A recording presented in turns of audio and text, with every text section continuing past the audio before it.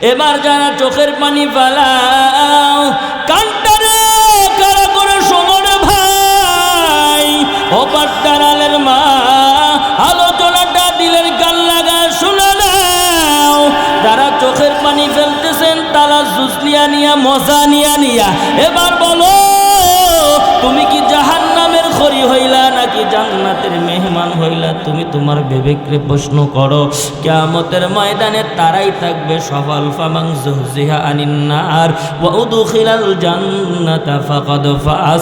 আল্লাহ পাক জানা দেয় যারা জাহান্নাম থেকে বেঁচে জান্নাতে গেল ফাকাদ ফাজ, তারাই হলো আল্লাহর কাছে সফল।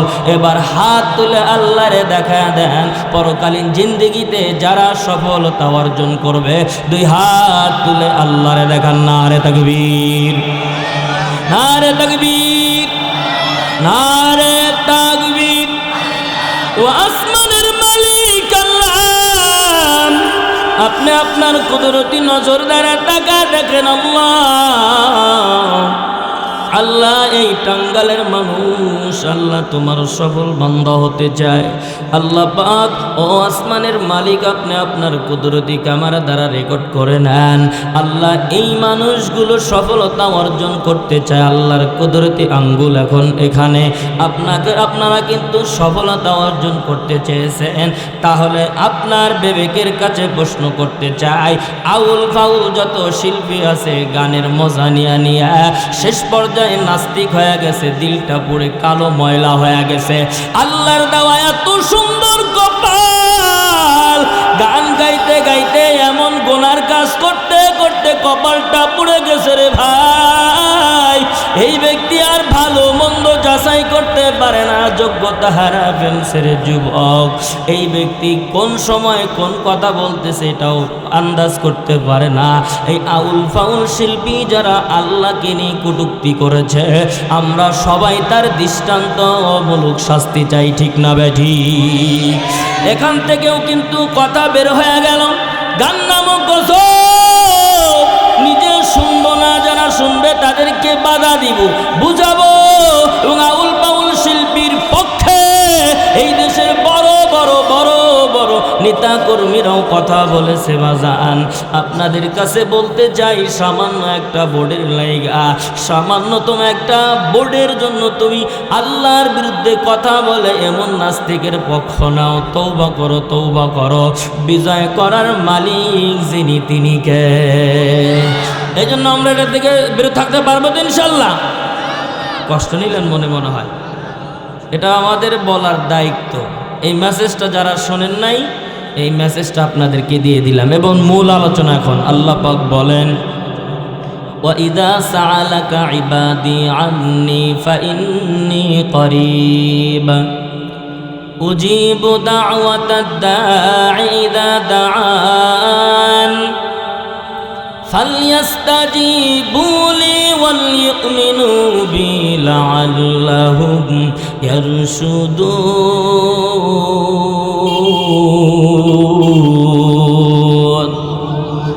আল্লাহ পাকে আয়াতের মধ্যে কয়েকটা শিক্ষার কথা বলছে। এক নম্বর শিক্ষা আল্লাহ পাক জানা দেয়, ওয়াইদা সাআলাকা ইবাদি আন্নী ফাইন্নী করিব। পয়গম্বরকে জানা দেয় আমার আল্লাহ, পয়গম্বর আপনার উম্মতেরা যদি আমার ব্যাপারে জিজ্ঞাসা করে ভালো করে শুনবেন। আমার ব্যাপারে যদি জিজ্ঞাসা করে আপনি তাদেরকে জানা দিন আল্লাহ হলেন অতি সন্নিকটে।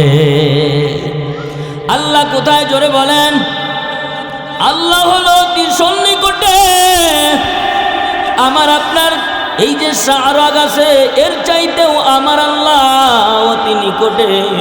এরে বান্দা এবার ভালো করে শুনে নাও, আপনি যদি গুনার কাজ করেন, এক নম্বর কথা আপনি যদি গুনার কাজ করেন আল্লাহ কিন্তু অনেক দূরে না, ঠিক না বে ঠিক? জোরে বলেন। এরে বান্দা, তুমি তোমার মাকে ফাঁকি দেওয়ার জন্য মা বকা দিবে, এই জন্য যদি মার চোখ থেকে যদি তুমি ফাঁকে যেতে পারো, বাবাই গালি দিবে, শাসন করবে, যদি তুমি ফাঁকে যেতে পারো, বড় ভাই তোমারে শাসন করবে, তুমি এই জন্য দূরে যাইতে পারো। এরে বান্দা, সবার চোখ ফাঁকি দিলা, যার চোখ ফাঁকি দেওয়া যাবে না তিনি কে? ডানে তাকাও, বামে তাকাও, সামনে তাকাও, পিছনে তাকাও, ফাইনামা তুওয়াল্লু ফাতাম্মা ওয়াজহুল্লাহ। এরে বান্দা, সামনে পিছনে ডানে বামে যেদিকে তাকাও না কেন সেখানেই কিন্তু আল্লাহর কুদরত উপস্থিত, ঠিক না বে ঠিক? জোরে বলে। এরে বান্দা, জমিনের নিপুরে দাঁড়ায়া আসমানের নিচে কোথায় যা গুনার কাজ করবা? এ যুবক, তুমি মনে করতে পারো বান্ধবীকে নিয়ে আমি ইকো পার্কে গেলাম, আমি আমার মহাব্বতের মানুষকে নিয়ে অনেক দূরে রান করে চলে গেলাম, কেউ দেখবে না, কেউ দেখবে না। রে যুবক, শিক্ষা নিয়ে নাও, দিলের মধ্যে কথাটা লাগায় দাও, যেখানে কেউ দেখে না সেখানে দেখেন কে? बशन हाफिज बतू गोयम के गुलता जानमी मानद अगर मानद शबे मानद शबे दे गरनमी मानद अगर मानद शबे मानद शबे दे गरनमी मानद हमेशा इज्जत मेहमा बया खाना नुमी मानद अगर मानद शबे मानद शबे दे गर नुमी मानद अगर मानद शबे मानद शबे दे गर नुमी मानद गुलब गुलशन जुदा गश्ता तरु ताज़ा नुमी मानद अगर मानद शबे मानद शबे दे गर नुमी मानद अगर मानद शबे मानद शबे दे गर नुमी मानद इन्नल्लाह व मलाइकतहु युसल्लूना अलन नबी या अय्युहल्लज़ीना आमनू सल्लु अलैहि वसल्लिमू तस्लीमा। সকলে জবান ছেড়ে দুরূদ শরীফ পড়ি। আল্লাহুম্মা সাল্লি আলা মুহাম্মাদিন ওয়া আলা আলি মুহাম্মাদ কামা সাল্লাইতা আলা ইব্রাহিম ওয়া আলা আলি ইব্রাহিম ইন্নাকা হামিদুম মাজিদ। اللهم بارك على محمد وعلى آل محمد كما باركت على إبراهيم وعلى آل إبراهيم إنك حميد مجيد। ذكر করি লা ইলাহা। মাইকেলা ভাই আছে না? এই দুইটার আওয়াজ একটু একটু কমায় দাও ভাই, ফ্যাস ফ্যাস করে। জিকিরের তালে তালে এই পাশের লোকগুলো সামনে আসে ভাই, ওই পাশে কি শান্তি আছে ভাই? আসেন একটু আগায় আসেন, একটু আগায় আসেন ভাই, মেহরবানি করে চাপ আসেন, ভরে যাবে ইনশাল্লাহ। আসেন একটু সুন্দর করে বসেন, আসেন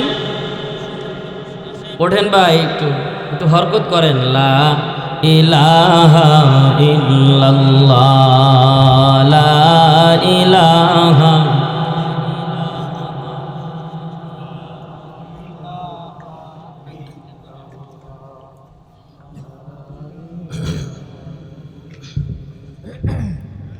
লা ইলাহা ইল্লাল্লাহ।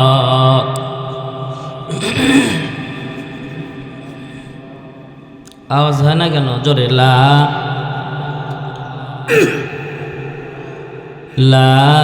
ইলাহা ইল্লাল্লাহ লা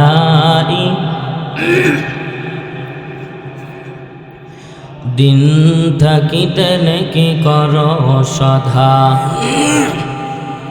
কাজে লাগবে তোর মরণ বেলাম। অন্ধকার কবরে তোমার থাকতে হবে একলা, লা ইলাহা ইল্লাল্লাহ, লা ইলাহা। আসেন না কে ভাই, আসেন, ওই পাশেই তো পানি পড়বে, আসেন সামনে আসেন। এই ভাই, ও চাচা মিয়ারা, চাচি না করে দিছে, যেখানে বসবেন ওখান থেকে নড়াচড়া করা যাবে না, বুঝতে পারছি। আগে আসেন, মাহফিলটা একটু সুন্দর করে সাজায় বসেন। লা ইলাহা ইল্লাল্লাহ, লা ইলাহা। আওয়াজ হয় না, আসেন। এই জায়গাটা খুব খারাপ দেখা যাইতেছে, এই জায়গাটা একেবারে খুব খারাপ দেখা যায়। আসেন, আগা বসেন। লা ইলাহা ইল্লাল্লাহ, লা ইলাহা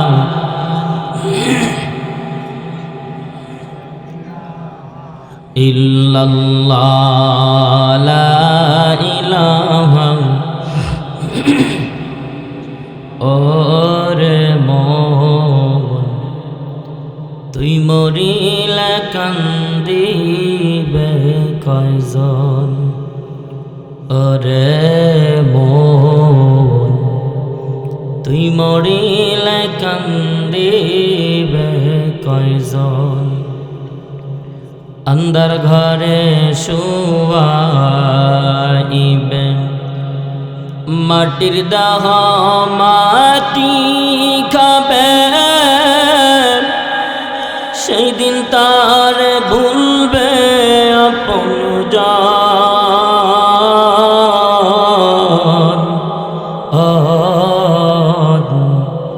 তুই মরিলে কান্দিবে কয়জন? ওরে মন, তুই মরিলে কান্দিবে কয়জন? ভাই বন্ধু আপন যারা, কিছুদিন কান্দিবে তারা, এই দুনিয়ার কোলাহলে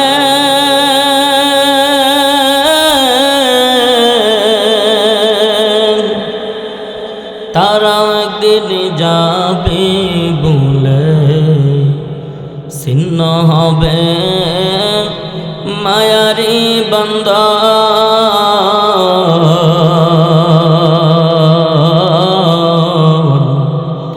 তুই মরিলে কান্দিবে কয়জন? ওরে মন, তুই মরিলে কান্দিবে কয়জন? আল্লাহু আকবার।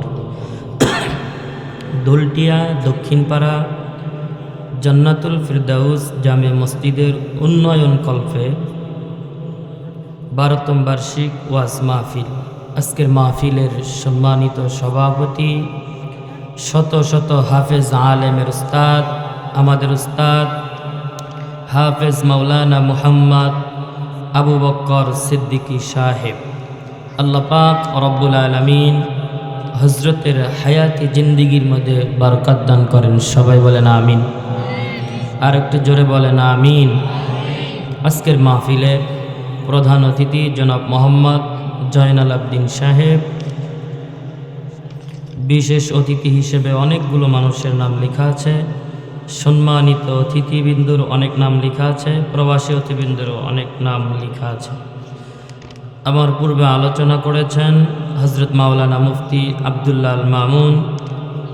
আল্লাহ পাক রব্বুল আলামিন হজরতের জবানের মধ্যে বারাকাত দান করেন। সবাই বলেন আমিন। আশেপাশে মসজিদের ইমাম, মুয়াজ্জিন, মাদ্রাসার শিক্ষক মণ্ডলী, মাদ্রাসার তলবুল আলেম, কলিচার টুকরা যুবক ভাইরা, দাড়িপাকা মুরব্বী বাবাজিরা, পর্দার আলে অবস্থানরত পর্দানিশী মা ও বোনেরা, আমরা সর্বপ্রথম কালিমাতুশ শুকর আদায় করছি যে আল্লাহ আমাকে আপনাকে অত্যন্ত ভালোবেসে মোহাব্বত করে দিনী ইদারায় বেহেশতের বাগানে কোরআন মজলিসে কোন কোন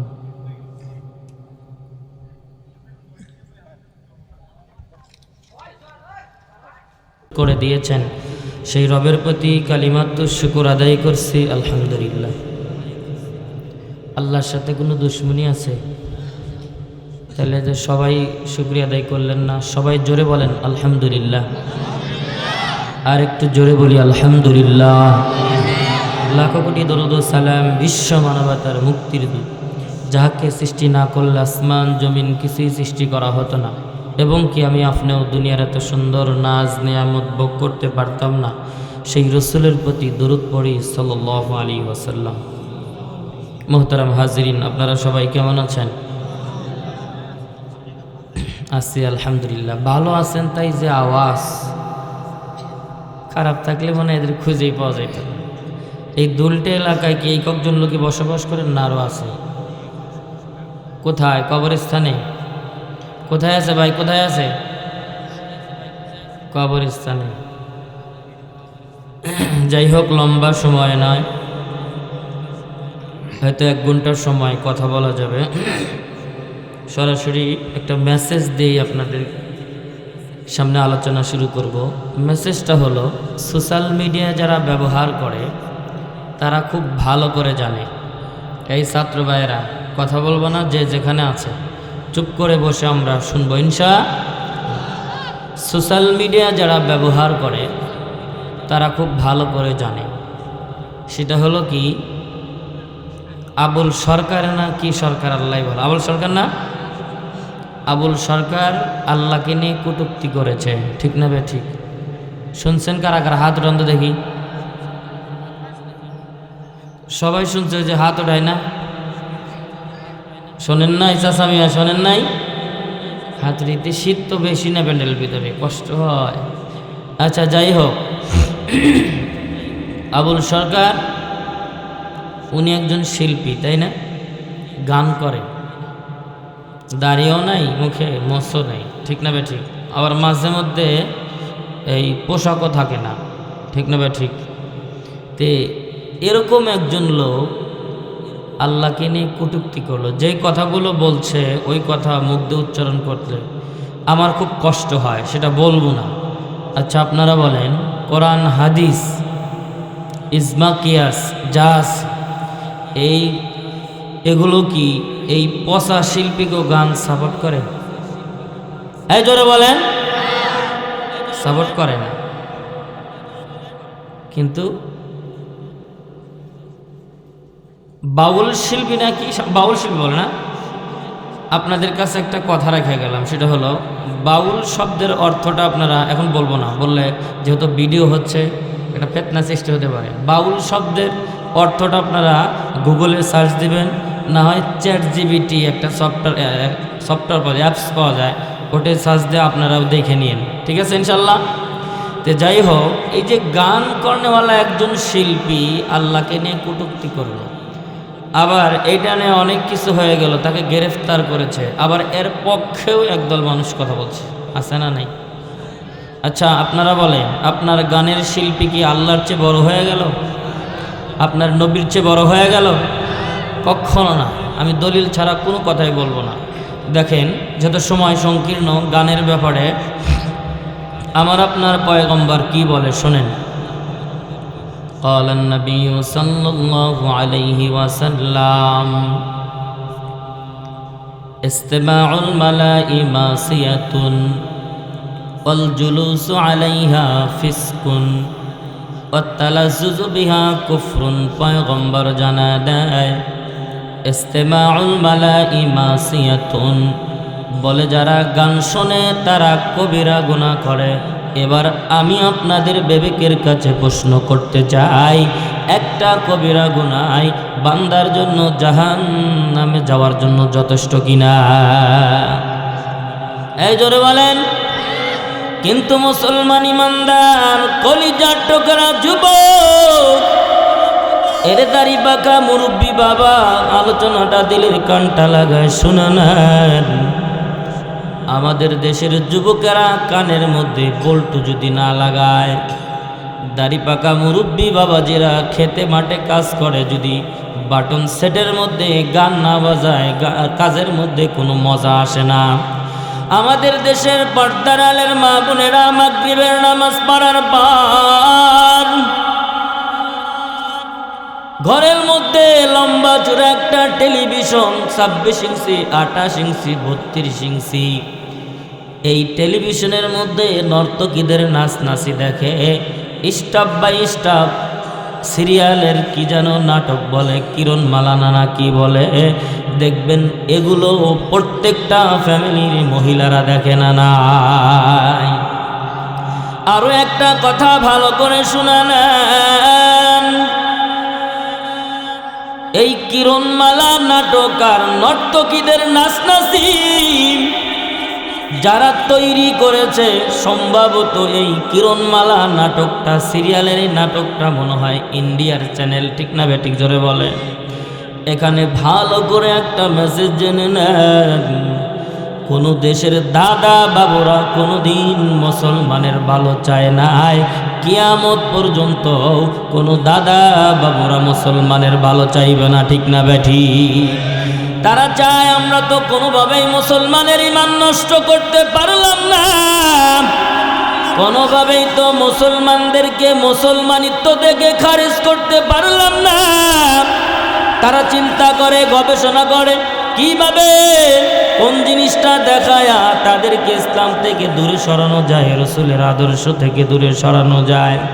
ওই কিরণমালার কোনো সিন আজও পর্যন্ত আমি জাকারিয়া একটা সিনও কোনো দিন দেখি নাই, কিন্তু অনেকের কাছ থেকে আমি শুনেছি এটার মধ্যে এমন কিছু জিনিস শিক্ষা দেওয়া হয় যেগুলো বউ তার শাশুড়ি মাকে কেমনে শাসন করবে, শ্বশুরকে কেমন কন্ট্রোল করবে, স্বামীকে কিভাবে কন্ট্রোল করবে, এবং এই নাটকের মধ্যে এটাও শেখানো হয়, বলে প্রেম প্রীতি কেমনে করা যায়। মায়ের বয়সের মহিলারা এক যুবকের সাথে কিভাবে প্রেম করে করে ওই ছেলের হাত ধরে বাড়ির থেকে বের হওয়া যায়, এগুলো নাকি এই নাটকের মধ্যে পাওয়া যায়। যারা দেখছেন তারাই বলতে পারবেন, যারা দেখেন না তারা কিন্তু বলতে পারবেন না, ঠিক না বেঠিক। এই জন্য তো পত্রিকার মধ্যে দেখা যায়, এমন কোনো দিন নাই পত্রিকার হেডলাইনের মধ্যে সোনার যুবক, আরে পর্দার আলের মা, এমন কোনো দিন নাই যে টেলিভিশনের মধ্যে হেডলাইনের মধ্যে লেখা নাই মায়ের বয়সের একটা মহিলা এক যুবকের হাত ধরে বের হয়ে গেছে, ঠিক না বেঠিক জোরে বলেন। এই জন্য দাদা বাবুরা আপনাকে যেই সিরিয়াল দেখায়, নর্তকীদের নাচনাচি দেখায়, এটা মনে করতে পারেন আপনি একটু দেখে মজা নিলেন, মজা না, এটা আপনাকে কিভাবে মানহানি করা যায়, কিভাবে আপনার ইজ্জত নষ্ট হবে, কিভাবে আপনি জান্নাত থেকে জাহান্নামে চলে যাবেন, কিভাবে মুসলমান থেকে খারেজ হয়ে যাবেন, এগুলো এই নাটকের মধ্যে শিক্ষা দেওয়া হয়, ঠিক না বেঠিক। কিন্তু কলিজার টুকরা যুবকের বৃদ্ধ বাবা, তুমি রাতের বেলায় কানের মধ্যে বল্টু লাগায় ঘুমা যাও। জিজ্ঞাসা করা হয়, কেন তোর কানের মধ্যে এই বল্টু লাগাইলা, কারণ কি? এদিকে মাকে ফাঁকি দেয় কোন কোন শীতের মধ্যে বাবা বারবার বলে, এরে সন্তান তুমি কি ঘুমায় গেছো? দরজাটারে লাগায় দিয়ে সন্তান কানের মধ্যে বল্টু লাগায়া লেপ কম্বল গায়ে দিয়ে সন্তান ঘুমিয়ে যায়। আরে ভাই, তুমি তোমার মাকে ফাঁকি দিলা, তোমার বাবাকে ফাঁকি দিলা। এবার যুবক তোমার বিবেকের কাছে প্রশ্ন করতে চায়, দুনিয়ার সবার চোখ ফাঁকি দিলা, যার চোখ ফাঁকি দিতে পারবে না তিনি কে? এরে আল্লাহর গোলাম, আল্লাহ পাক বলেন, আলাম ইয়ালাম বিআন্নাল্লাহা ইয়ারা। এরে বান্দা, ভালো করে শোনা নাও, তুমি সবার চোখ ফাঁকি দিয়ে গান নামক গজব শুনে শুনে তুমি জীবনটা নষ্ট করতেছো। গান শুনলে দুইটা মারাত্মক ক্ষতি হয়। এক নম্বর হলো কবিরা গুনাহ হয়, এই কবিরা গুনাহটা তোমার জাহান্নামে নিয়ে যাবে। 2 নম্বর ক্ষতি হয়, বিজ্ঞান প্রমাণ করে দেয়, গান শুনলে 2 নম্বর ক্ষতি হলো, যেই ব্যক্তি গান শুনে তার ব্রেনের মধ্যে রসুনের চোচার মতো একটা আবরণ পড়ে যায়। যেই ব্যক্তির ব্রেনের মধ্যে রসুনের চোচার চাইতে পাতলা একটা আবরণ পড়ে যায়, ওই ব্যক্তি ভালো আর মন্দ যাচাই করার যোগ্যতা হারিয়ে ফেলে। ঠিক না বেটি? এই জন্য কলিজার টুকরা যুবক ভাইরা, দাড়ি পাকা মুরব্বি বাবা, লম্বা করা যায় না। 1 নম্বর যে মারাত্মক ক্ষতি হয়, কবিরা গুনাহ হয়। 2 নম্বর হলো ওয়াল জুলুসু আলাইহা ফিসকুন, গানের মজলিসে যারা বসে তারা ফাসিকি, নাউজুবিল্লাহ, জোরে বলেন। এবার অনেক মানুষের ডোল নাই, তবলা নাই, খঞ্জুরি নাই, কিচ্ছু নাই। একদল মুরব্বী বাবাজিরা পানি টানার কলসি আর ঠিলা দিয়ে ভাত বাড়ার যেই গাবলা আছে এইগুলো নিয়ে একদল মুরব্বী বাবাজিরা এরকম বাজায় আর গান বলে না নাই, জোরে বলেন, জোরে বলেন। তারা গান করে, তাকে বলা হয় বৈঠকি গান। কাছে যা জিজ্ঞাসা করবেন, বাবাজি বিষয়টা তো বুঝতে পারলাম না, এখানে বসে বসে গান গাইতেছেন কলসি পিঠা, কারণ কি? এটা এই লোকটা আপনাকে জবাব দিয়া দেয়, আমরা তো গান গাই না, আমাদের পীরের শান গাই না। নাউজুবিল্লাহ, জোরে বলেন। এখানেও একটা শিক্ষণীয় কথা হলো, ভালো করে শুনে নেন। যেই পীর আপনাকে নামাজ থেকে দূরে সরায়া, রসুলের সুন্নত থেকে দূরে সরায়া আপনাকে গানের তালিম দেয়, এইটা কোনো পীর হতে পারে না রে বাবা, এটা কোনো পীর হতে পারে না, এটা হলো শয়তানের বাপ। ঠিক না বেঠিক? জোরে বলেন। লম্বা হয়ে যাইতেছে, মূল আলোচনায় যাওয়া লাগবে। 3 নম্বর হলো ওয়াতালাজ্জুজু বিহা কুফরুন, গান শুনে মজা নেওয়া, তালাজ্জুজ নেওয়া হলো কুফরি। নাউজুবিল্লাহ, জোরে কান। একদল আল্লাহর বান্দা গানের মধ্যে বল্টু লাগায়, হঠাৎ করে দেখা যায় চোখ দিয়ে পানি বের হয়, বৈঠকে গান গাইতেছে। কিছু সংখ্যক মানুষকে তো আবেগের কারণে ধরে রাখা যায় না। ঠিক না ব্যাঠিক? জিজ্ঞাসা করবো, বাবা ও কলিজার টুকরা যুবক ভাই, তোমার চোখের মধ্যে কেন কান্নার পানি?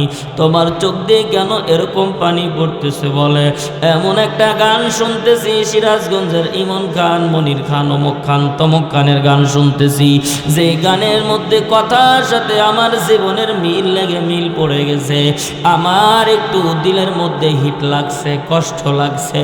এরে যুবক, তুমি বলো, এই জন্য আমার চোখ দিয়ে পানি বের হয়। ও যুবক ভাই, এই পানিটা তোমার জাহান্নামে নিয়ে যাবে। কিন্তু আল্লাহকে ভয় করে যদি দুনিয়ার কোনো মানুষ চোখ দিয়ে 1 ফোঁটা পানি ফেলে দিত, মান বাকা মিন খাশিয়াতিল্লাহ হারামাল্লাহু আলাইহিন নার, পয়গম্বর জানা দেয়, যেই ব্যক্তি আল্লাহকে ভয় করে চোখের পানি ফেলায় কান্না করে করে, হারামাল্লাহু আলাইহিন নার, আল্লাহ পাক ওই ব্যক্তির জন্য জাহান্নামের আগুন হারাম করে দেয়। এবার যারা চোখের পানি ফেলাও, কান্টারে কারা করে সমরে ভাই, ও পাট্টারালের মা, আলোচনাটা দিলের গান লাগা শুনে নাও। যারা চোখের পানি ফেলতেছেন, তালাজ্জুজ নিয়া মজা নিয়া, এবার বলো, তুমি কি জাহান্নামের খড়ি হইলা নাকি জান্নাতের মেহমান হইলা? তুমি তোমার বিবেককে প্রশ্ন করো। কিয়ামতের ময়দানে তারাই থাকবে সফল। ফামান যুহজিহা আনিন নার ওয়া উদখিলাল জান্নাতা ফাকাদ ফাজ। আল্লাহ পাক জানা দেয়, যারা জাহান্নাম থেকে বেঁচে জান্নাতে গেল, ফাকাদ ফাজ, তারাই হলো আল্লাহর কাছে সফল। এবার হাত তুলে আল্লাহরে দেখা দেন, পরকালীন জিন্দেগিতে যারা সফলতা অর্জন করবে, 2 হাত তুলে আল্লাহরে দেখান। নারে তাকবীর, নারে তাকবীর, নারে তাকবীর। ও আসমানের মালিক আল্লাহ, আপনি আপনার কুদরতি নজর দ্বারা তাকা দেখেন। আল্লাহ, আল্লাহ এই টাঙ্গালের মানুষ আল্লাহ তোমার সফল বান্দা হতে চায়। আল্লাহ পাক ও আসমানের মালিক, আপনি আপনার কুদরতি ক্যামেরা দ্বারা রেকর্ড করে নেন। আল্লাহ এই মানুষগুলো সফলতা অর্জন করতে চায়। আল্লাহর কুদরতি আঙ্গুল এখন এখানে। আপনারা কিন্তু সফলতা অর্জন করতে চেয়েছেন, তাহলে আপনার বিবেকের কাছে প্রশ্ন করতে চাই, আউল ফাউল যত শিল্পী আছে গানের মজা নিয়ে নিয়ে শেষ পর্যায়ে নাস্তিক হয়ে গেছে, দিলটা পুরো কালো ময়লা হয়ে গেছে। আল্লাহর দেওয়া এত সুন্দর কপাল, গান গাইতে গাইতে এমন গুনার কাজ করতে করতে কপালটা পুড়ে গেছে রে ভাই। এই ব্যক্তি আর ভালো মন্দ যাচাই করতে পারে না, যোগ্যতা হারা ফেলছে রে যুবক। এই ব্যক্তি কোন সময় কোন কথা বলতেছে এটাও আন্দাজ করতে পারে না। এই আউল ফাউল শিল্পী যারা আল্লাহকে নিয়ে কটূক্তি করেছে, আমরা সবাই তার দৃষ্টান্তমূলক শাস্তি চাই, ঠিক না বেঠি? এখান থেকেও কিন্তু কথা বের হয়ে গেল, গান নামক গজব নিজে শুনবো না, যারা শুনবে তাদেরকে বাধা দিব, বুঝাবো। এবং আউল পাউল শিল্পীর পক্ষে এই দেশের বড় বড় বড় বড় নেতা কর্মীরাও কথা বলেছে। বাজান, আপনাদের কাছে বলতে চাই, সামান্য একটা বোর্ডের লাইগা, সামান্যতম একটা বোর্ডের জন্য তুমি আল্লাহর বিরুদ্ধে কথা বলে এমন নাস্তিকের পক্ষ নাও। তওবা করো, তওবা করো। বিজয় করার মালিক যিনি, তিনি কে? এই জন্য আমরা এটার থেকে বিরত থাকতে পারবো তো ইনশাল্লাহ? কষ্ট নিলেন মনে হয়, এটা আমাদের বলার দায়িত্ব। এই মেসেজটা যারা শোনেন নাই, এই মেসেজটা আপনাদেরকে দিয়ে দিলাম। এবং মূল আলোচনা এখন। আল্লাহ পাক বলেন, وَإِذَا سَأَلَكَ عِبَادِي عَنِّي فَإِنِّي قَرِيبٌ أُجِيبُ دَعْوَةَ الدَّاعِ إِذَا دَعَانِ فَلْيَسْتَجِيبُوا لِي وَلْيُؤْمِنُوا بِي لَعَلَّهُمْ يَرْشُدُونَ।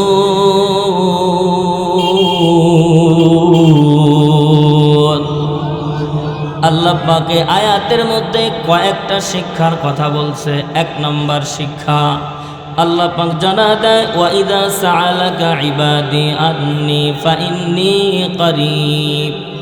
পয়গম্বরকে জানা দেয় আমার আল্লাহ, পয়গম্বর আপনার উম্মতেরা যদি আমার ব্যাপারে জিজ্ঞাসা করে, ভালো করে শুনবেন, আমার ব্যাপারে যদি জিজ্ঞাসা করে, আপনি তাদেরকে জানায় দিন আল্লাহ হলেন অতি সন্নিকটে। আল্লাহ কোথায়? জোরে বলেন। আল্লাহ হলো অতি সন্নিকটে। আমার আপনার এই যে সারা গাছে, এর চাইতেও আমার আল্লাহ অতি নিকটে। এরে বান্দা, এবার ভালো করে শুনে নাও। আপনি যদি গুনার কাজ করেন, এক নম্বর কথা, আপনি যদি গুনার কাজ করেন, আল্লাহ কিন্তু অনেক দূরে না, ঠিক না বে ঠিক? জোরে বলেন। এরে বান্দা, তুমি তোমার মাকে ফাঁকি দেওয়ার জন্য মা বকা দিবে। এই জন্য যদি মার চোখ থেকে যদি তুমি ফাঁকে যেতে পারো, বাবাই গালি দিবে, শাসন করবে। যদি তুমি ফাঁকে যেতে পারো, বড় ভাই তোমারে শাসন করবে, তুমি এই জন্য দূরে যাইতে পারো। এরে বান্দা, সবার চোখ ফাঁকি দিলা, যার চোখ ফাঁকি দেওয়া যাবে না তিনি কে? ডানে তাকাও, বামে তাকাও, সামনে তাকাও, পিছনে তাকাও, ফাইনামা তুওয়াল্লু ফাতাম্মা ওয়াজহুল্লাহ। এরে বান্দা, সামনে পিছনে ডানে বামে যেদিকে তাকাও না কেন, সেখানেই কিন্তু আল্লাহর কুদরত উপস্থিত, ঠিক না বে ঠিক? জোরে বলে। এরে বান্দা, জমিনের নিপুরে দাঁড়ায়া আসমানের নিচে কোথায় যা গুনার কাজ করবা? এ যুবক, তুমি মনে করতে পারো বান্ধবীকে নিয়ে আমি ইকো পার্কে গেলাম, আমি আমার মহাব্বতের মানুষকে নিয়ে অনেক দূরে রান করে চলে গেলাম, কেউ দেখবে না, কেউ দেখবে না। রে যুবক, শিক্ষা নিয়ে নাও, দিলের মধ্যে কথাটা লাগায় দাও। যেখানে কেউ দেখে না, সেখানে দেখেন কে? একজন এতিমের মাল যাচা, এতিমের মাল তার ভাতিজা, বোন ভাতিজার মাল, জাগা জমি নিজে ভোগ করতেছে, জোরপূর্বক ভোগ করতেছে। চিন্তা করে আমি যদি আমার বাতিজার সব কিছু নিজে ভোগ করি, আমার বাতিজার ক্ষমতা নাই, সামর্থ্য নাই, কেউ কিছু করতেও পারবে না, বলতেও পারবে না। এই জন্য আপনি এতিমের মালটারে আপনি নিয়ে নিলেন। আপনারা বলেন তো, বাতিজাজকে কিছু করতে পারলো না, একদিন আপনার বিরুদ্ধে বাদী হয়ে মামলা দিতে পারবে না? নাই। আমার আপনার পয়গম্বর সাহাবায়ে কেরামদেরকে একদিন নসিহত করতেছেন। কি নসিহত বলতেছে? কিয়ামতের ময়দানে এমন কিছু লোক দাঁড়ায় যাবে যার আমল থাকবে পাহাড় পরিমাণ, দুনিয়ায় থাকতে কমপক্ষে 3-3 বার হজ করেছে। ভালো করে শোনেন, হাজার হাজার টাকা দান করেছে, লক্ষ লক্ষ টাকা আমি আল্লাহর রাস্তায় দান করেছে। জীবনে কোনোদিন এক ওয়াক্ত নামাজও কাজা করে নাই, কিন্তু এই লোকটা কিয়ামতের ময়দানে একেবারে থাকবে নিঃস্ব। সাহাবায়ে কেরাম ডাক দেয়া বলে, কেন, কিভাবে কি হবে?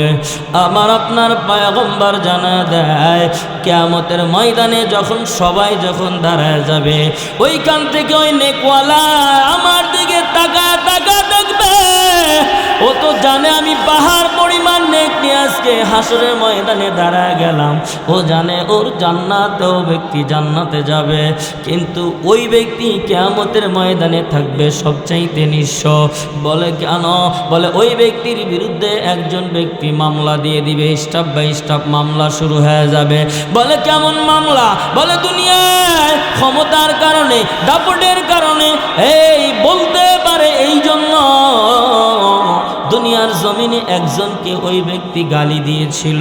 ওই গালি দুনিয়ার জমিনে শুননেওয়ালা ব্যক্তি ওই কোটি কোটি টাকা দুনিয়াতে দান করছে, পাহাড় পরিমাণ নেক আমল।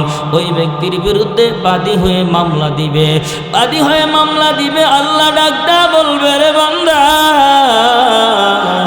আজকে তুই মামলা দিলি বলে দুনিয়াতে কত মানুষের কাছে গিয়েছি, ইনসাফ ভিত্তিক বিচার ব্যবস্থা পাই নাই, কেউ তো ন্যায় বিচার দেয় নাই। আমার দুনিয়াতে লোকবল ছিল না, জনবল ছিল না, আমি ছিলাম বড় দুর্বল। এই জন্য এই লোকটা আমাকে গালি দিয়েছে, বকা দিয়েছে, আজকে আমি তার বিরুদ্ধে মামলা দিলাম। আল্লাহ ডাক দেয়া বলবে, যাও আর একটা বকা দিয়ে দাও। লোকটা বলবে, না না, আজকে আমি বকা দিব না, গালি গুলুজ দিব না। বলে কি চাও? বলে আমি এই গালির পরিবর্তে ওর কাছ থেকে নেক চাই। কি করা যাবে? কিচ্ছু করার নাই। আল্লাহ তো দুনিয়ার জমিনের মানুষ নাই, বিচার করে না। আসমানওয়ালা রব আল্লাহ কিয়ামতের ময়দানে ইনসাফ ভিত্তিক বিচার করবে। বান্দারে ডাক দেয়া বলবে, ওরে গালি দিছিলা, গালির পরিবর্তন নেকি দিয়ে দাও। আর একজন দাঁড়ায় যাবে। এরকম দাঁড়াইতে দাঁড়াইতে একজন এমন ব্যক্তি দাঁড়ায় যাবে। বলে কেমন ব্যক্তি? বলবে, আল্লাহ, আজকে আমি ওই পাহাড় পরিমাণ নেকওয়ালার বিরুদ্ধে আমি বাদী হয়ে মামলা দিলাম। বলে কি মামলা দিতে চাও?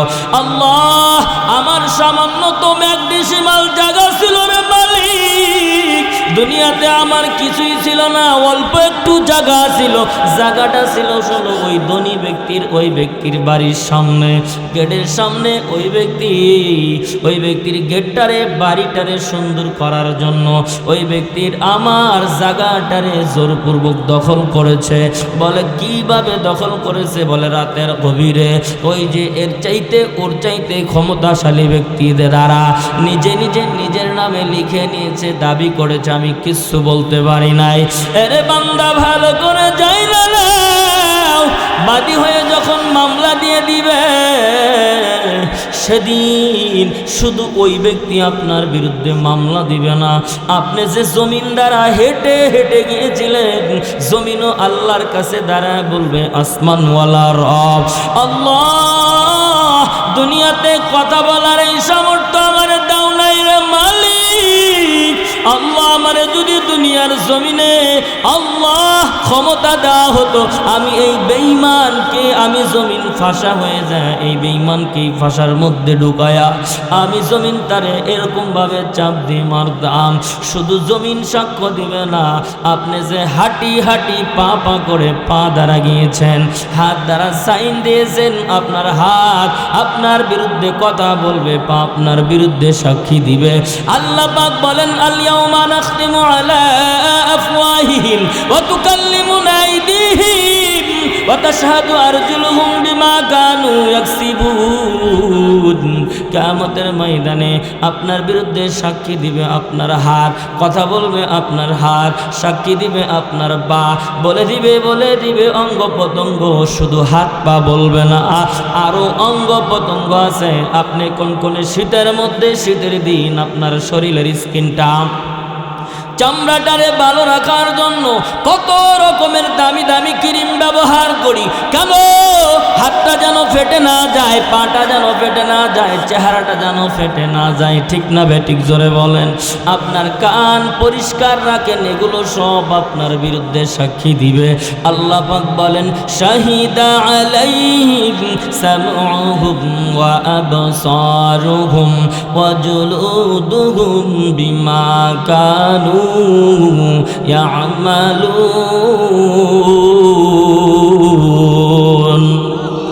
আপনার বিরুদ্ধে সাক্ষী দিবে কান, আপনার বিরুদ্ধে সাক্ষী দিবে চোখ, আপনার বিরুদ্ধে এত আদরের চামড়া আপনার বিরুদ্ধে আল্লাহর সামনে দাঁড়ায়া সাক্ষীটা দিয়ে দিবে। আল্লাহর ওই বান্দা ডাক দেয়া বলবেন, আল্লাহ দুনিয়ার জমিন আমি ন্যায় বিচারের জন্য দুনিয়ার মাতাব্বারের কাছে গিয়েছি, দুনিয়ার কোনো মানুষ আমার বিচার করে দেয় নাই, ন্যায় বিচার করে দেয় নাই, আমি প্রশাসন পর্যন্ত গেছি রে মালিক, দুনিয়ার প্রশাসন টাকা খেয়ে পয়সা খেয়ে তার পক্ষে কথা বলেছে, আল্লাহ দুনিয়ার জমিনে আমি ন্যায় বিচার পাই নাই, আল্লাহ আমি আজকে ন্যায় বিচার চাই। আল্লাহ পাক রব্বুল আলামিন সেদিন ন্যায় বিচার দিয়ে দিবে। বান্দা কি চাও? বলে আল্লাহ আজকে আমি জাগা চাই না, নেক চাই। নেক চাইতে চাইতে চাইতে চাইতে শেষ পর্যায়ে ওই পাহাড় পরিমাণ নেকওয়ালা ব্যক্তি তার বিরুদ্ধে যে মামলা দিয়েছিল, নেক দিতে দিতে দিতে দিতে একেবারে জিরো হয়ে যাবে, কিন্তু তার বিরুদ্ধে মামলা শেষ হবে না। স্টাফ বাই স্টাফ মানুষ তার বিরুদ্ধে মামলা দিতেছে। আসমানওয়ালা রব তখন ডাক দেয়া বলবেন, আল্লাহ হে আমার বান্দারা, আজকে তো তার আমল শেষ, আর তো কোনো নেক নাই, এরপরেও তোমরা মামলা দাও। বলে আল্লাহ এমনি মামলা দেব না, আমার যে গুনাহ আছে আমার গুনাহটারে তার গাড়ের উপর চাপায় দিতে চাই, মাথার উপর চাপায় দিতে চাই।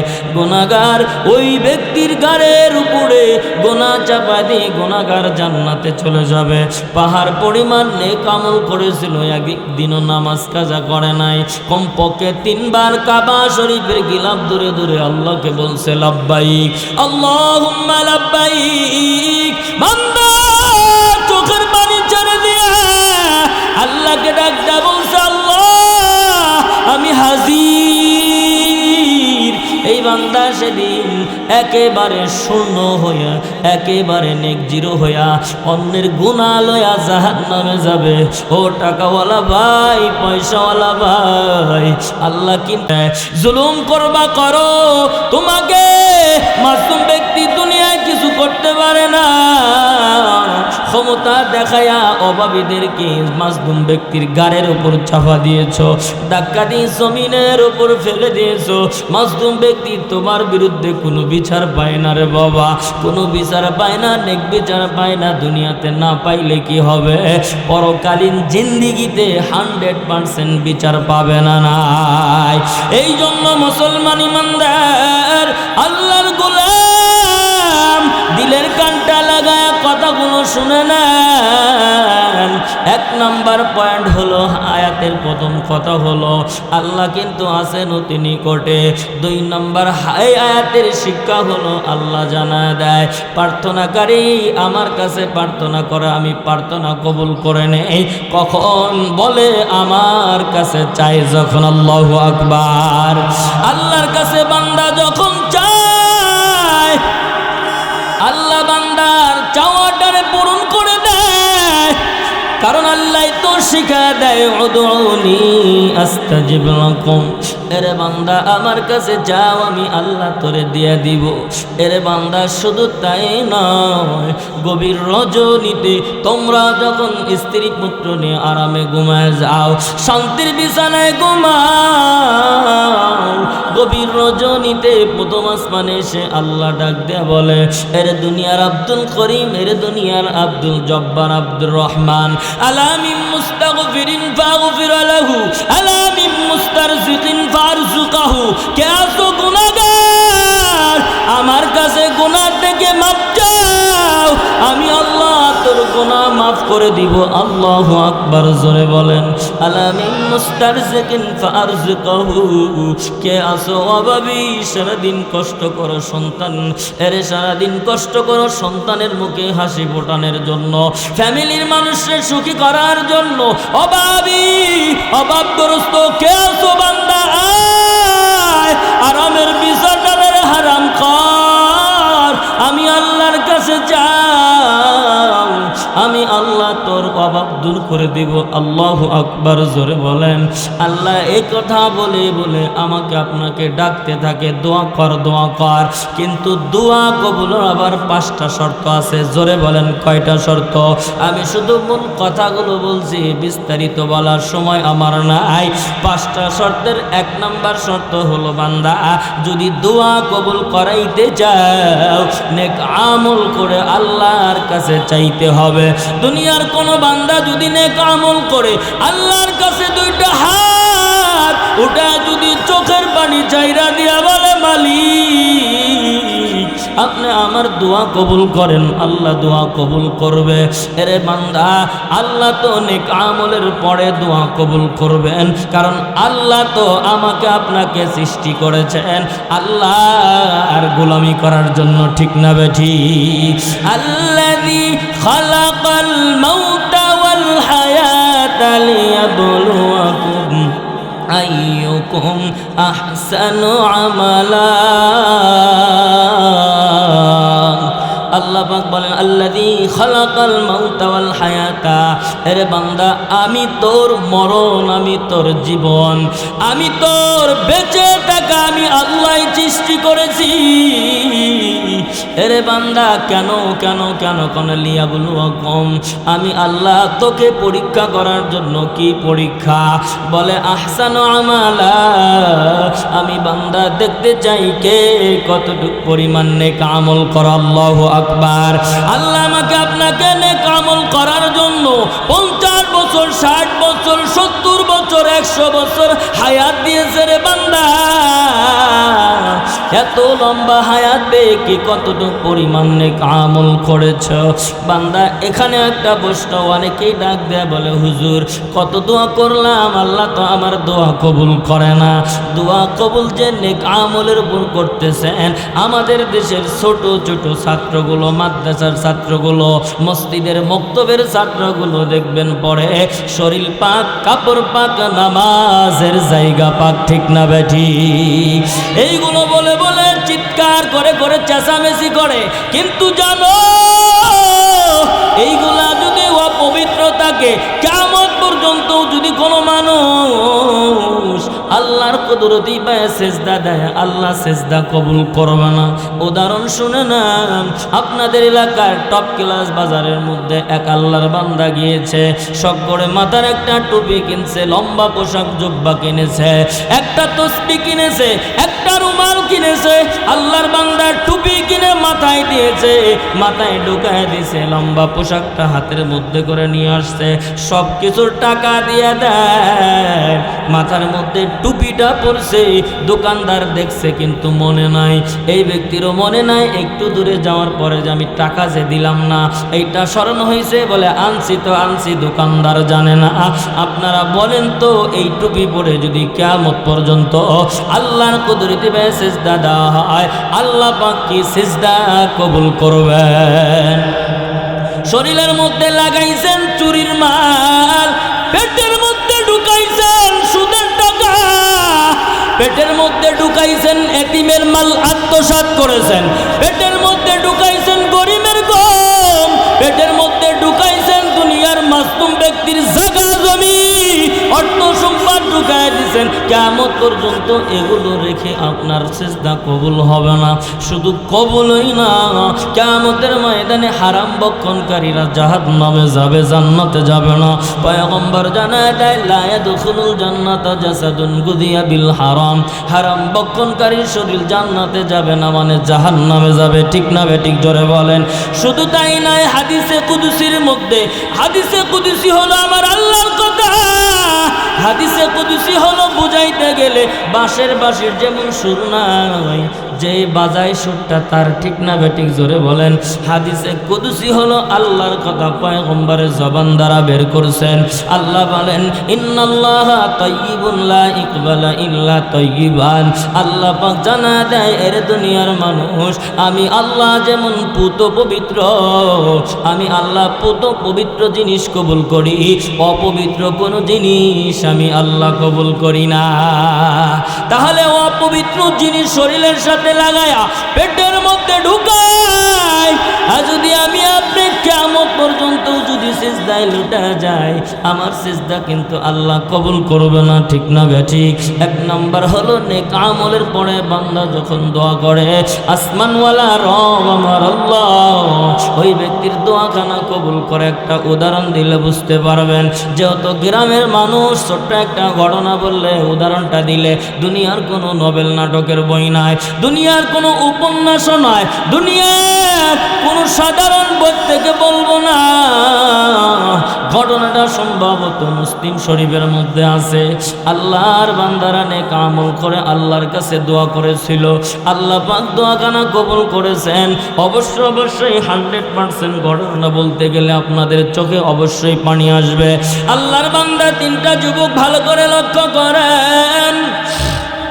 আল্লাহর বান্দা তিনটা যুবক সফরে বের হয়ে গেছে। যেমন আমাদের দেশের ছেলেরা, যুবকেরা কক্সবাজার যায় না নাই? জোরে বলেন। কক্সবাজার যায়, সেন্ট মার্টিন যায়, কুয়াকাটা ঘুরতে যায়। আবার আমাদের টাঙ্গালের 201 গম্বুজ মসজিদ দেখার জন্য যায় না নাই? জোরে বলেন। এইরকম এই যুবক, তিনটা যুবক হাঁটি হাঁটি পা পা করে বের হয়ে গেল সফরে। চলতেছে চলতেছে চলতে চলতে চলতে চলতে বহু রাস্তা রান করেছে। দেখে সামনে সমুদ্রের মতো দেখা যায়। এমন পরিস্থিতি হয়ে গেল, পশ্চিম আকাশে সূর্যটা হাঁসের সেদ্ধ ডিমের মতো লাল হয়ে গেছে। সূর্য ডুবে যাবে ভাবে বাপ। এই মুহূর্তের মধ্যে দেখা যায় পশ্চিম আকাশে কেমন জানি শিডর শুরু হয়ে গেছে, কালো জ্বর শুরু হয়ে গেছে। বৃষ্টি আসবে, জ্বর আসবে। এবার আপনাদেরকে প্রশ্ন করতে চাই, এই তিনটা যুবক ডানে বামে সামনের দিকে তাকায়, চোখ যত দূর যায় কোনো বাড়িঘর দেখা যায় না। আপনারা বলেন তো, এই তিনটা যুবক একটু হলেও বিপদে পড়ছে না নাই? আল্লাহর বান্দা তিনটা যুবক চিন্তা করলো, যত আসতেছে অল্প কিছু সময়ের মধ্যে জ্বর এসে পড়বে, আমরা কই যাব? শিরোরের বাড়িতে মারা যাব। কি করা যায়? আল্লাহর বান্দা তিনটা যুবক চিন্তা করলো, হায়রে ওই তো একটা পাহাড় দেখা যায়, অবশ্যই পাহাড়ের মধ্যে গর্ত আছে। ওই গর্তের কাছে, গর্তের মধ্যে প্রবেশ করব। জ্বর বৃষ্টি যাওয়ার পর, শিরোর চলে যাওয়ার পর গর্ত থেকে বের হয়ে বাড়ির দিকে রওনা হব। আল্লাহর বান্দা তিনটা যুবক হাঁটি হাঁটি পা পা করে পাহাড়ের কাছে যায়। যাওয়ার পর দেখতে পায় একটা গর্ত রয়েছে। গর্তের মধ্যে তিনটা যুবক ঢুকছে। দুনিয়ার মানুষকে আল্লাহ নিদর্শন দেখাইতে চায়, দুনিয়ার মানুষকে আল্লাহ শিক্ষণীয় কথা দুনিয়ার জমিনের উপর রাখতে যায়। আল্লাহর বান্দা তিনটা যুবক যখন গর্তে প্রবেশ করেছে, উপর দিক থেকে একটা পাথর, যেই পাথরে ওজন মন কেমন ওজন, 3 টন কে টন ওজন। 3 জন কেন 300 মানুষও যদি ধরে, এই পাথরটাকে গর্তের মুখ থেকে সরানো সম্ভব না। এমন ভাবে গর্তে আটকে পড়ছে, আমাদের দেশের মা বোনেরা ভাত রান্না করার সময় উপরে একটা খোঁড়া দেয়, বাটি দেয় কেন দেয় বলে এখান থেকে যেন হাওয়াটা বের হতে না পারে। ঠিক না বেঠিক জোরে বলেন। পাথরটা এমন ভাবে পড়ছে, এই পাথরটা এমন ভাবে পড়ছে রে বাবা, বাহিরের কোনো আলো বাতাস যায় না, বাহির থেকে কোনো অক্সিজেন যায় না, কালো হয়ে গেছে গর্তটা, অন্ধকার, এমন অন্ধকার হয়ে গেছে, এমন অন্ধকার রে বাবা, একজন অপরজনের চেহারাও পর্যন্ত দেখা যায় না। আল্লাহর বান্দা তিনটা যুবক চেষ্টা করতেছে কোনোভাবে এটা সম্ভব হয় না রে বাবা, শত চেষ্টা করতেছে কোনোভাবে, আল্লাহর বান্দারা সব চেষ্টা ব্যর্থ হয়ে গেল। আপনারা বলেন তো, যেখানে সব দরজা বন্ধ হয়ে যায় তার জন্য একটা দরজা খুলে রাখেন, তিনি কে? এর বান্দা ঘাবড়ায়া যায় না রে বান্দা, ও পাট্টারালের মাগো ঘাবড়ায়া যায় না। তোমার জন্য দুনিয়ার সব দরজা যদি বন্ধ হয়ে যায়, আল্লাহর একটা দরজা আছে, আল্লাহ তোমাকে আমাকে সেই দরজা দিয়ে ডাকতেছে। আল্লাহর বান্দা তিনটা যুবক বলে, সব চেষ্টা ব্যর্থ হয়ে গেলাম, শত শত কৌশল করলাম, কোনোভাবে কাজ হলো না। এখানে তো নিশ্চিত মরণ, বাহিরে থাকলে মারা গেলে মা যখন বুঝতে পারতো, সন্তান তো বাড়িতে ফেরে নাই, বাবা যখন বুঝতে পারতো একদিন হয়ে গেল সন্তান কেন বাড়িতে আসে না, খুঁজতে খুঁজতে খুঁজতে খুঁজতে একদিন এইখান থেকে লাশটা নিয়ে যাইতো। আর এমন একটা জায়গায় ঢুকেছি, এখানে মারা গেলে মাও জানবে না, বাবাও জানবে না, গর্তের মধ্যে পুষে গলে হাড্ডিগুলো জমিনের সাথে মিশে যাবে। আল্লাহর বান্দা তিনটা যুবক বলতেছে, সব দরজা আমাদের জন্য বন্ধ হলেও একটা দরজা যিনি খুলে রাখছেন তিনি হলেন আমার আল্লাহ। একটা দরজা খুলে রেখেছেন আমার আল্লাহ। আল্লাহর কাছে নেক আমলের বিনিময় দোয়া করব, হতে পারে আল্লাহ আমাদেরকে বাঁচায় দিবেন। প্রথম ব্যক্তি ডাক দেয়া বলে, যুবক ডাক দেয়া বলে, এরে ভাই, প্রথম ব্যক্তি ডাক দেয়া বলে, এরে ভাই, আমার জিন্দেগানির মধ্যে একটা ভালো আমল সংক্ষিপ্ত বলবো। আল্লাহর বান্দা ডাক দেয়া বলে, আমার জিন্দেগানির মধ্যে একটা ভালো আমল। কি ভালো আমল? বলতেছে, আমার দুনিয়ার জমিনে টাকা ছিল, পয়সা ছিল, এই জন্য মানুষ আমার বাড়িতে কামলা দিয়ে দিয়ে কাজ করে, সারাদিন মানুষ আমার বাড়িতে কাজ করে, কাজের লোক কাজ করে। একদিন একটা লোক এই যুবক মানুষ ডাক দিয়ে বলতেছে, দুনিয়ার মহাজন, এ দুনিয়ার মহাজন, অর্ধদিন কাজ করেছি, আপনার কাছে আমি আবদার করছি 15 দিনের টাকা দেন, আমি বড় পেরেশানির মধ্যে পড়েছি, আমার টাকার প্রয়োজন। আমার কাছে বারবার বলছিল, আমাকে বারবার বলছিল, আমি তারে কিছুই বলি নাই, টাকা দেই নাই। আল্লাহর বান্দা নাসর বান্দার মতো চাইছিল, দেই নাই, রাগ করে আমার বাড়ির থেকে চলে গেল। আমার দিলের মধ্যে ধাক্কা লাগলো, একজন কাজের লোক, কামলা লোকের টাকাটা, এ টাকাওয়ালা ভাই, লোকটা আল্লাহর সাথে কিন্তু কথা বলছে, আল্লাহর কাছে দোয়া করছে। লোক ডাক দেয় বলে, আল্লাহ, আমি সেদিন আমার দিলের মধ্যে একটা ধাক্কা লাগছিল, আমি চিন্তা করলাম হত দরিদ্র কাজের লোকের, এই লোকের টাকাটা আমি আমানতটা খেয়ানত করব না, না হতে পারে না। আল্লাহর বান্দা ওই টাকা দিয়ে একটা মুরগি কিনছে, মুরগিগুলো বড় হয়ে গেছে, মুরগি বিক্রি করে বকরি কিনছে, বকরি পাল হয়ে গেল, ওই বকরির পাল থেকে একটা বকরি বিক্রি করে একটা রাখাল রাখছে এই বকরির মাটারে লালন পালন করার জন্য। একদিন ওই যুবকটা এসে হাঁপায় আসছে, চোখের মধ্যে কান্নার পানি, ডাক দেয়া বলে, দুনিয়ার মহাজন, আমি আপনার কাছে সেদিন 15 দিনের টাকা চাইছিলাম, আপনি দেন নাই, আজকে আমার অর্ধ দিনের টাকাই দিয়ে দেন, বড় পেরেশানির মধ্যে পড়েছি, আপনি অর্ধ দিনের টাকাটা দিয়ে দেন। আমি তখন ওই রাখাল লোকটারে ডাক দিয়ে বলছিলাম, ভাই, বুকের মধ্যে জড়ায় ধরছিলাম, ভাই, তুই অর্ধ দিনের টাকা নিবি কি? ওই তো আমার বাগান বাড়ির কাছে একটা, আমার বাগান বাড়ির ওখানে একটা বকরির পাল আছে, একটা রাখালও দাঁড়ানো আছে, বকরিও নিয়ে যা, ওর সাথে রাখালটাও নিয়ে যা। ও আসমানের মালিক, সেদিন আমি এই কাজটা করছিলাম, আল্লাহ আপনাকে ভয় করে দুনিয়ার মানুষের আমানতের খেয়ানত করব না, এই জন্য আমানতটা ফেরত দিয়েছিলাম। আল্লাহ, আমার মনে হয় আমার জিন্দেগানির মধ্যে এটাই হলো নেক আমল। আল্লাহ, এই আমলের বিনিময়ে আপনার কাছে দোয়া করতেছি, আল্লাহ আপনি আমার দোয়াখানা কবুল করে নেন। আল্লাহর বান্দা আল্লাহর কাছে নেক আমল দিয়ে দোয়া করতে দেরি হয়ে গেল। আসমানওয়ালা রব আমার আল্লাহ ওই মনকে মন, ওজন টনকে টন, ওজন পাথরটা 3 ভাগের 1 ভাগ সরাইতে দেরি করেন নাই। এখন গর্তের মধ্যে আলো বাতাস যায়, অক্সিজেন ঢুকে, এখন বুঝতে পারে যে বাহিরে আলো বাতাস আসছে। ও টাকাওয়ালা ভাই, তোমার বাড়িতে একজন হত দরিদ্র গরিব মানুষ কাজ করে পেরেশানির কারণে আসরের সময় ছুটি চাইছে, একটু ছুটি দেওয়া যায় না। সন্তান সন্ততির জন্য বাজার করব, বাজার না করলে, বাজার যদি সন্ধ্যার সময় করি আমার সন্তানদের খাবার দিতে দেরি হয়ে যাবে। আপনি টাকাওয়ালা বলেন, তোমারে তো আমি টাকা দিয়ে রাখছি, সন্ধ্যা পর্যন্ত কাজ করো, এরপরে তুমি টাকা নিবা, এর আগেও তোমাকে টাকা দেওয়া হবে না, ঠিক না বেঠি? কিন্তু দেখেন আল্লাহর বান্দা বুঝেছে, না না, এই হত দরিদ্রর আমানতের খেয়ানত করা যাবে না।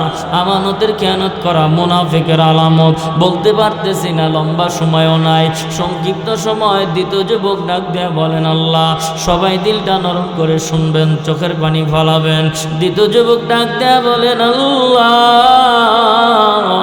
আল্লাহ, আমি দুনিয়ার জমি, আমি তো একজন হত দরিদ্র মানুষ, গরিব মানুষ, সারাদিন আমি কাজ করি, যখন যে কাজ পাই সেই কাজই করি।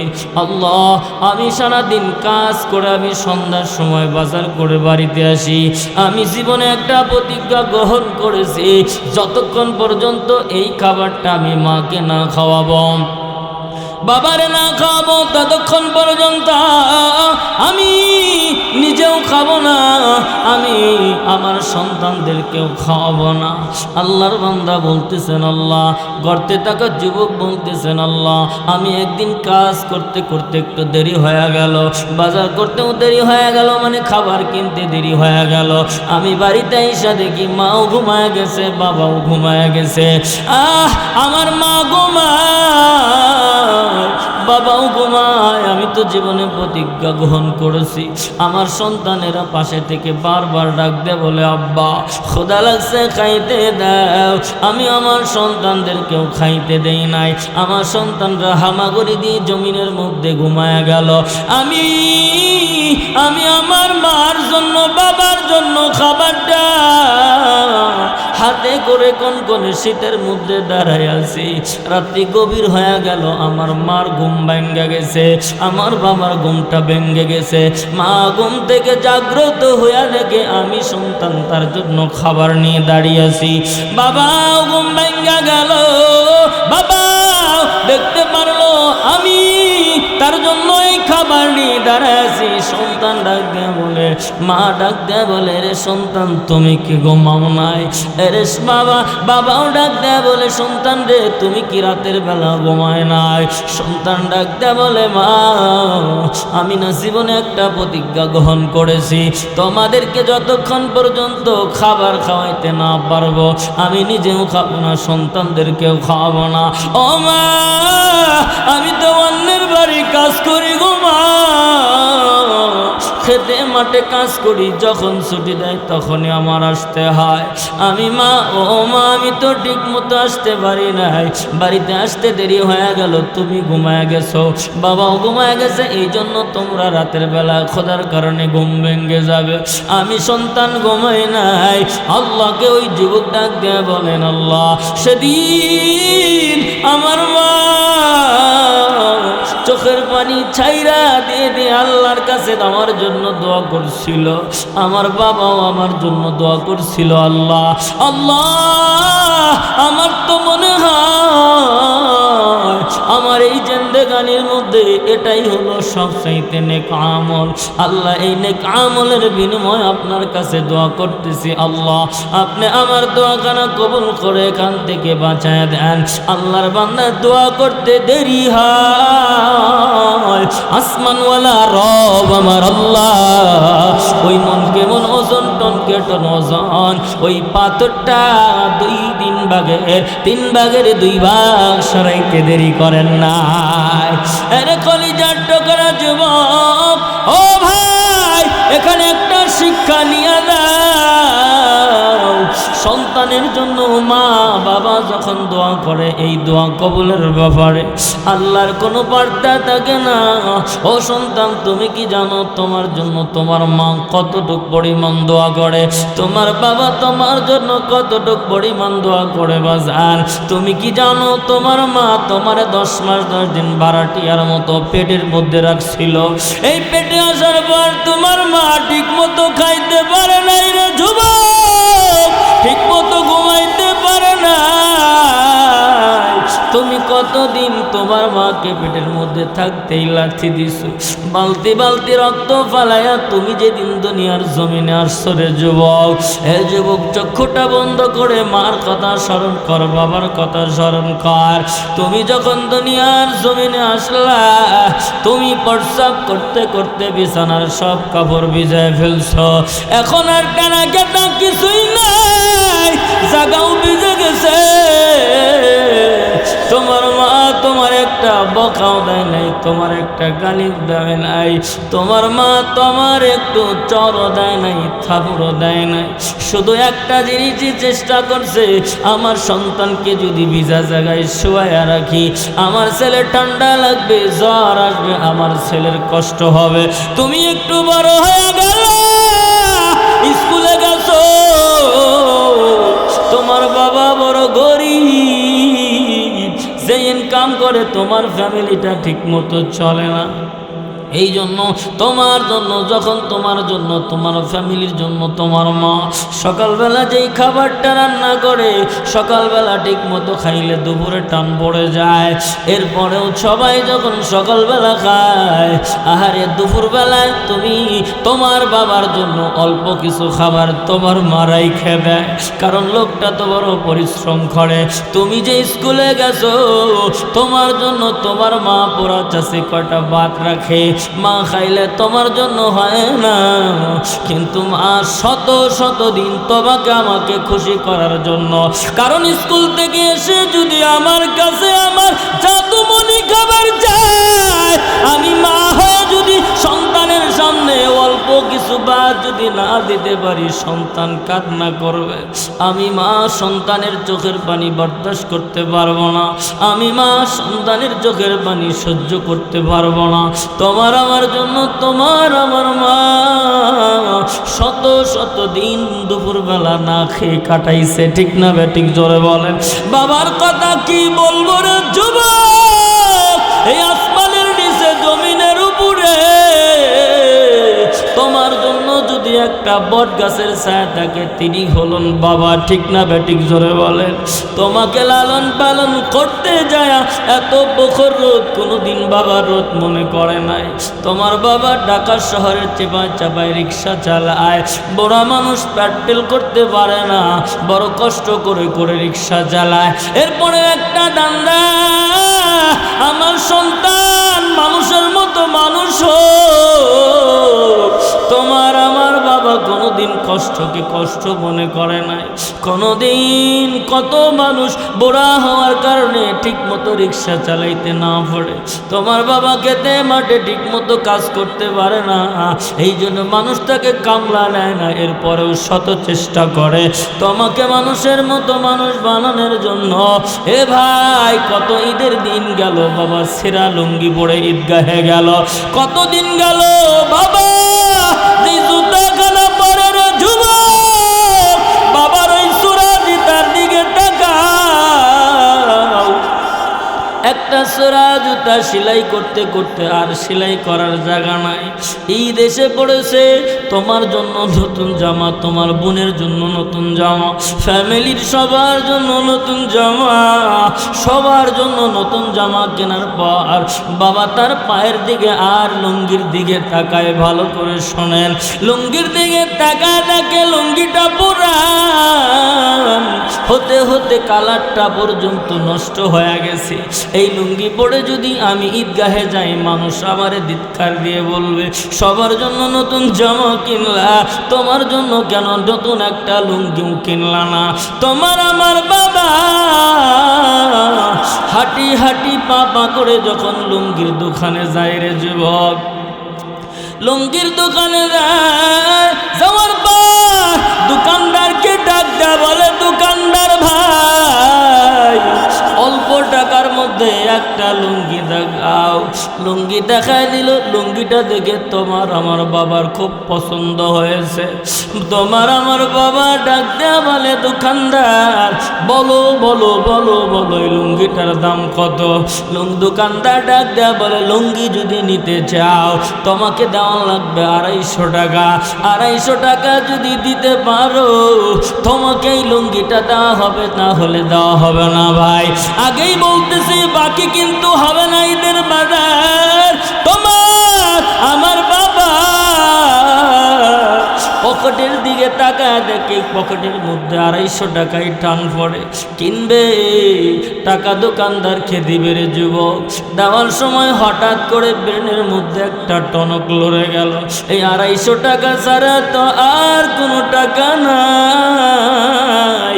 এই 250 টাকা দিয়ে যদি আমি লুঙ্গি কিনি, কালকেই তো ঈদের দিন সকাল আমার সন্তান ঈদগাহে যাওয়ার সময় আমার কাছে যদি ডাক দেয়া বলে, বাবা গো ঈদগাহে যাব, 50টা টাকা দাও, আমার দেওয়ার মতো তৌফিক নাই। আমার ছোট মেয়ে যদি ডাক দেয়া বলে, বাবা 30টা টাকা দাও, দেওয়ার মতো তৌফিক থাকবে না। না না, আমি যদি আমার সন্তানকে 50টা টাকা না দিতে পারি, সন্তান বড় কষ্ট পাবে, ঈদগাহে যাইতে যাবে না। নাবু সন্তান চোখের পানি পালায় কাঁদবে। না না, আমি আমার সন্তানের চোখের পানি সহ্য করতে পারবো না। এইটা বলেই চোখের পানি মুছতে মুছতে তোমার আমার বাবা দোকানদারকে ডাক দেয়া বলছে, দোকানদার ভাই আমার লুঙ্গির দরকার নাই, লুঙ্গির দরকার নাই, তুমি রেখে দাও। এরে যুবক, কত ঈদের দিন তোমার আমার জন্য আমার গরিব বাবা কত কোরবানি করেছে আনন্দ ফুর্তিটারে। সেই বাবার টাকা দিয়ে তুমি আজকে বিল্ডিং ঘরের মধ্যে ঘুমাও। ডক্টর হয়েছো, উকিল হয়েছো, ব্যারিস্টার হয়েছো, টাকাওয়ালা হয়েছো, তোমার ঘর করে দিয়ে গেছে বাবা। কিন্তু যুবক, তুমি তোমার বাবার দেওয়া ঘরের মধ্যে স্ত্রী পুত্র নিয়ে ঘুমাও। বৃষ্টি আসলে তোমারে পায় না, জ্বর আসলে বুঝতে পারো না। কিন্তু যেই বাবা নিজে না খেয়ে না পড়ে তোমার জন্য এত সুন্দর করে ঘর করে গেল, একটা বার সেই বাবার কবরস্থানে যাও। বাবাটারে দরিয়ায় এমন একটা জায়গায় রাইখে আসছো যেখানে মানুষ যেতে চায় না। বাবার জঙ্গলের মধ্যে একটা কবরের স্থানে রাইখে আসছো। বৃষ্টি আসলে বাবার কবরের মধ্যে জবজবাইয়া পানি পড়ে। বৃষ্টি আসলে জ্বর আসলে বাবার কবরের মধ্যে পানি পড়ে বইরা যায়। হে যুবক, ডানে বামে সব দিকেই মাটি দেখা যায় বাবার কবরে।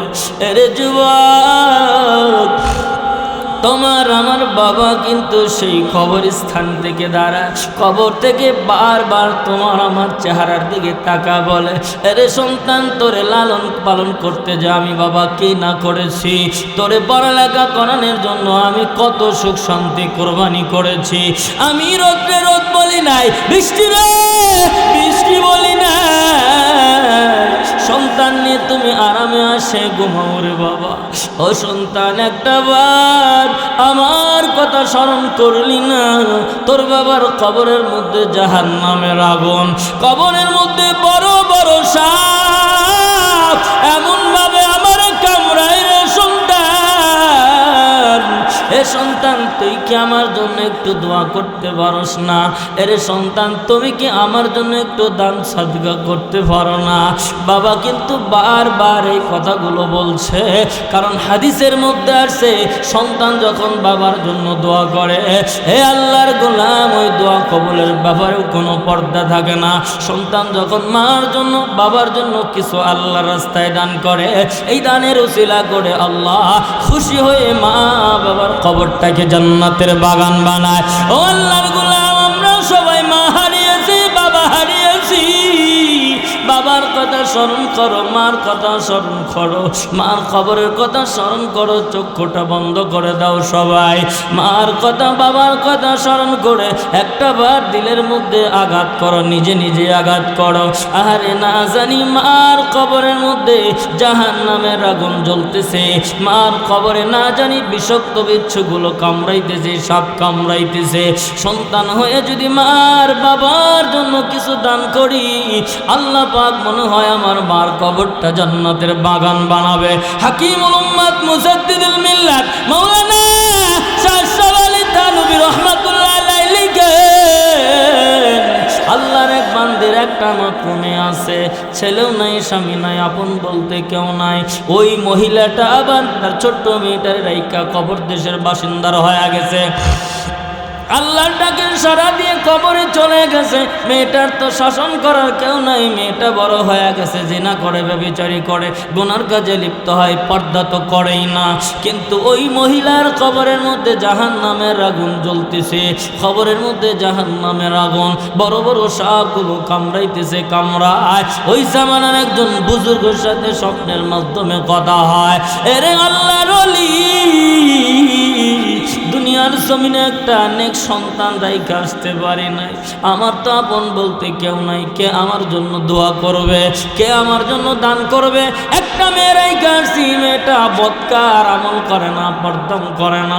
আল্লাহর ওলি, আপনি শুধু আমার মেয়েটারে বলবা তোমার কবরের মধ্যে আমার কবরের মধ্যে জাহান্নামের আগুন, বড় বড় সাপগুলো কামড়াইতেছে, কামড়াইতেছে, অল্প কিছু যেন আমার জন্য দান করে। আল্লাহর ওলি ঘুরতে ঘুরতে খুঁজে পাওয়া যায় না, দেখলো একটা পুকুরের মধ্যে আল্লাহর ওই বান্দি একেবারে টল ফিগারের যুবতী একটা মেয়ে অর্ধ উলঙ্গ হয়ে গোসল করতেছে। আল্লাহর ওলি চক্ষুটা বন্ধ করে রুমাল দ্বারা ডেইকা যা বলে, মা তুমি তো এই জায়গার মধ্যে গোসল করতেছো, একটা বার কি তুমি তোমার মার কথা স্মরণ করো না? তোমার মার কবরের মধ্যে জাহান্নামের আগুন জ্বলতেছে, বড় বড় সাপগুলো কামড়াইতেছে, তোমার মার কথা কি স্মরণ হয় না? আল্লাহর বান্দির তো ঈমান নাই, কিছুই বলে নাই, বলে কিছু দান করো, যদি দান করো এই দানের উসিলা করে আল্লাহ তোমার আমার কবরটাকে জান্নাতের বাগান বানাবে, তোমার মার কবরটাকে জান্নাতের বাগান বানাবে। আল্লাহর ওলির কথা শুনে মেয়েটা বলতেছে, দূর কি বলো?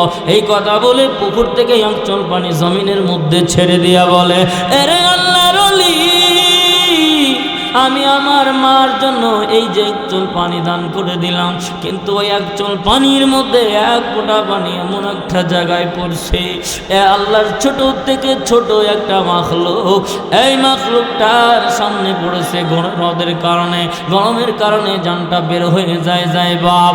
ওই মাখলুকটা পাইছে, পানি পাওয়ার পর আল্লাহর পানি পান করে আল্লাহরে ডাক দিয়ে বলেন, আল্লাহ জানি না আপনার কোন বান্দা বান্দি কোন উদ্দেশ্য আমার কাছে এই পানির ব্যবস্থা করলো, পানি দান করলো, আল্লাহ দোয়া করে দেই তার আশা তুমি কবুল করে নিও।